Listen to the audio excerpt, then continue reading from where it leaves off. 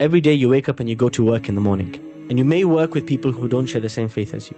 Do our dealings reflect our religion? Or have we created the reputation that we are the biggest slackers, we're the least reliable, we're the latest to meetings, we're the last person to socialize, we're the most closed off, don't talk to me or look at me, I just want to talk to my own.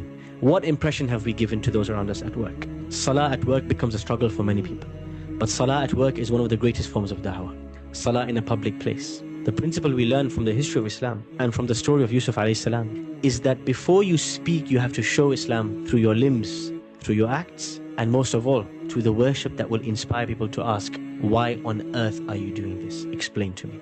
Oftentimes we try to hide our faith at work because we're embarrassed or shy or we think it won't allow us to progress. But if you gently and slowly, without arrogance, without pride, without being too much in your face, if you live it at work, oftentimes it leads to very interesting conversations. Very curious people might ask you a few questions and you end up in a conversation. This is exactly what you want to happen. Ramadan comes every year. People around you asking, what is Ramadan? Why do you guys fast? What does it mean? And these are lost opportunities that we don't use to introduce them.